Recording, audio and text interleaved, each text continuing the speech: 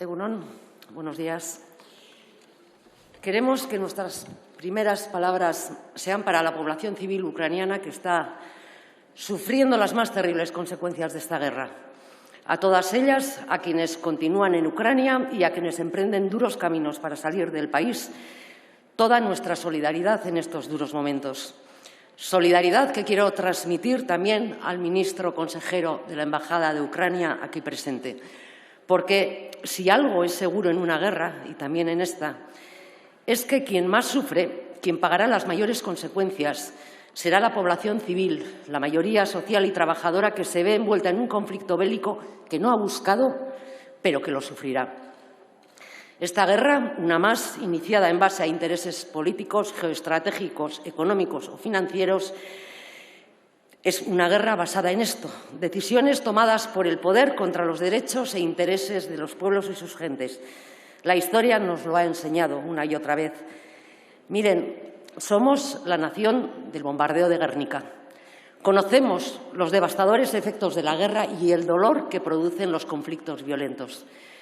También sabemos de la importancia de hacer todos los esfuerzos por la paz con el diálogo y la diplomacia como instrumento. Y sabemos bien que no es tarea fácil. Por eso queremos ser claros. Rechazamos y denunciamos el grave ataque a Ucrania perpetrado por el ejército ruso a las órdenes de Putin. El ataque contra Ucrania supone una violación del derecho internacional y atenta contra los derechos humanos de su población.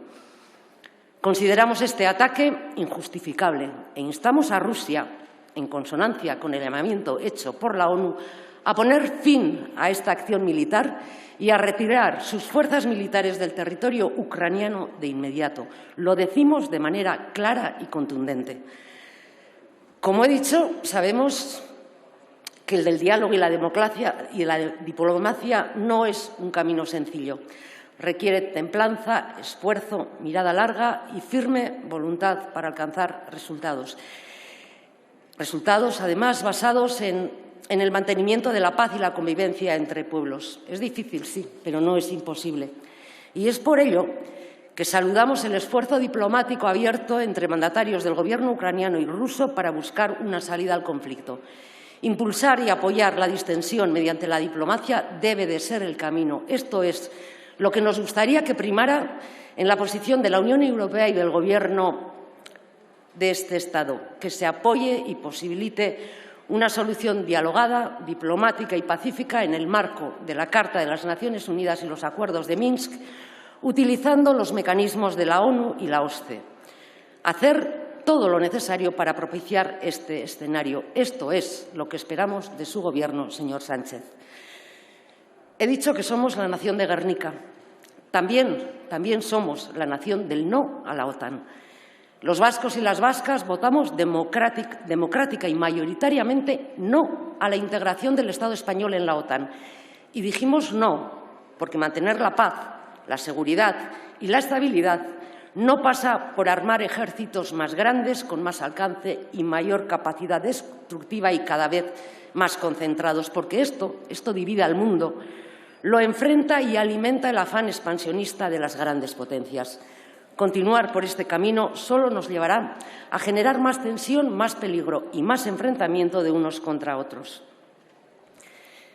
También en esta guerra operan intereses contrapuestos de las potencias mundiales por el control hegemónico del mundo. Y Europa, al igual que Ucrania, se ha convertido en el tablero de juego para sus intereses. Porque, al fin y al cabo, esta no es la guerra de Ucrania, como tampoco es la guerra de Europa. Pero ambos, ucranianos y europeos, acabaremos pagando las consecuencias humanas y económicas del enfrentamiento entre estas grandes potencias mundiales. Por eso abogamos por que Europa recupere la autonomía política y de seguridad que nunca debió perder, para que no hagamos seguidismo de otras potencias y no tratemos como propios intereses que nos son ajenos. Y antes de que nadie utilice argumentos banales para demonizar o tergiversar nuestra posición, les diré que señalar los intereses de las potencias mundiales no supone ni justificar el ataque ruso, ni apoyar a Putin, ni dar la espalda a Ucrania y a su pueblo.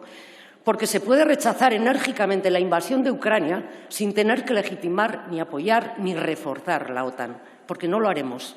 Rechazar la guerra, el expansionismo, el autoritarismo y la militarización hoy debe suponer rechazar no solo la guerra en Ucrania, sino también abrir los ojos a las guerras que, aunque nos afecten menos, merecen también una contundente denuncia. Debe suponer abogar por el desarme y desmilitarización de las grandes potencias armamentísticas y nucleares como garantía para el mantenimiento de la paz. Putin ha tomado decisiones que ponen en peligro cientos de miles de vidas ucranianas y la desestabilización de toda Europa. Es indudable, pero creemos que la respuesta no puede ser únicamente tomar medidas que aviven el conflicto y que poco ayudarán a conseguir una salida negociada del mismo. Por ello, nos preocupan las decisiones y posiciones que está tomando la Unión Europea y que usted, señor Sánchez, está avalando y reforzando. Decisiones que parecen ir dirigidas a aumentar la tensión más que a buscar una salida. Decisiones únicamente en el plano punitivo que no ayudan a buscar una solución que aleje el riesgo de recrudecimiento hacia una guerra más violenta y extensa. Por eso no avalamos el envío de armas que la Unión Europea ha anunciado mediante el gasto de 450 millones de euros del Fondo Europeo para la Paz.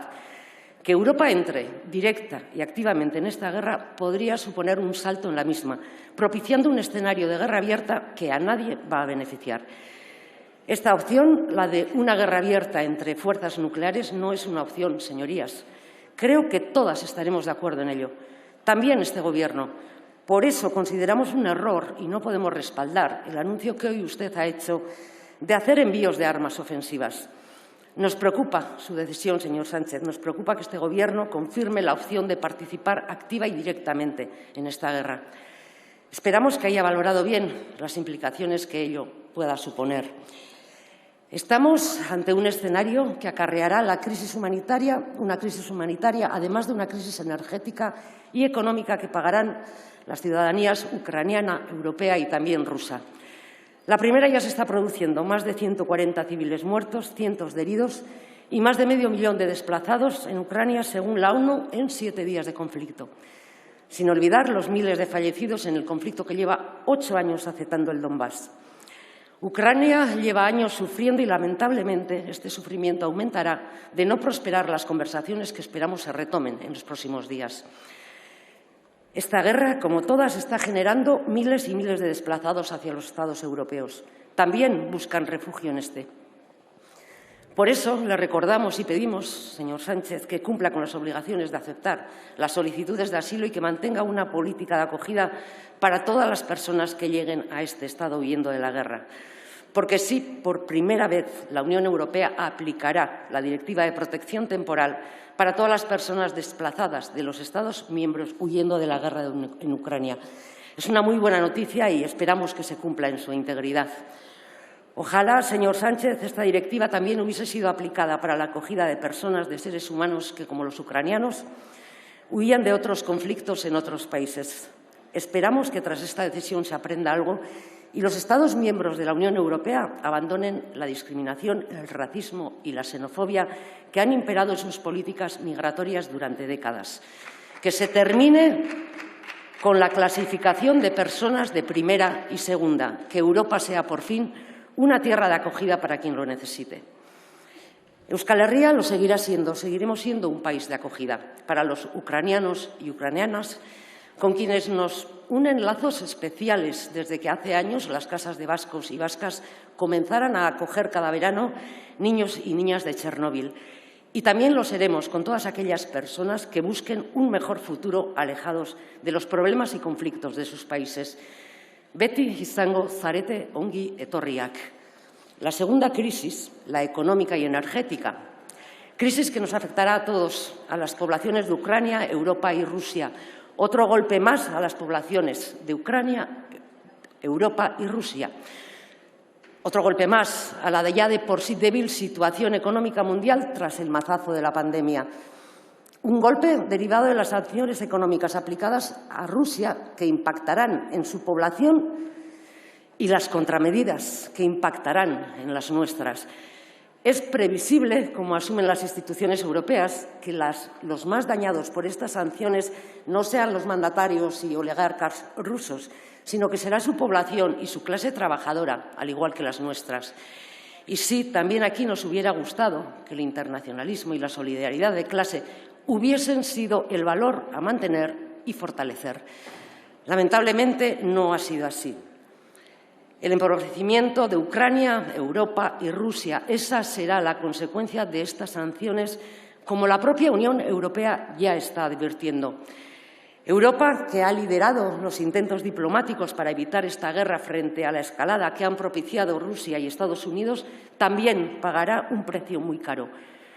Unos muy pocos sacarán beneficio de esta guerra, mientras que la mayoría sufriremos las consecuencias de la misma, como usted mismo ha reconocido.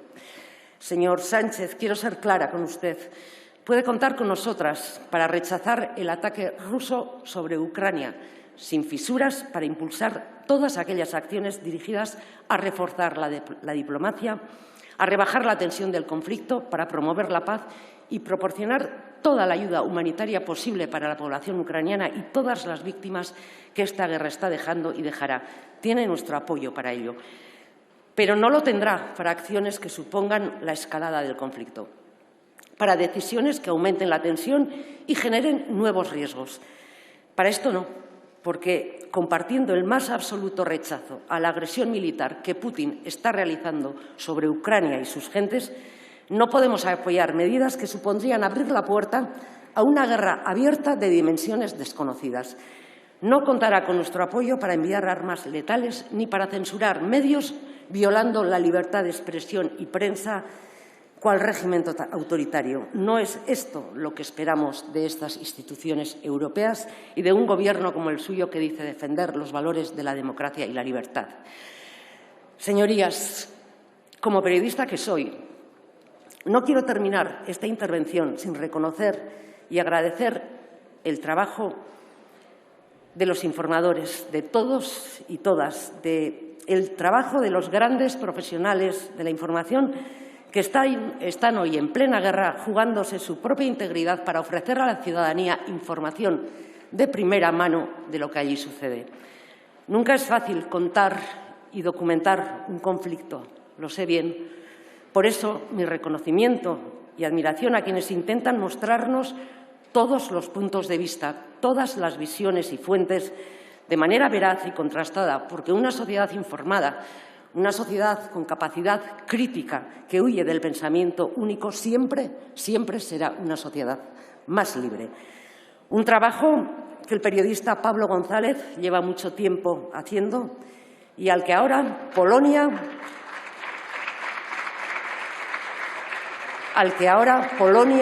con su detención, le ha impedido continuar bajo infundadas e inverosímiles acusaciones mientras realizaba su labor informativa sobre la guerra en Ucrania.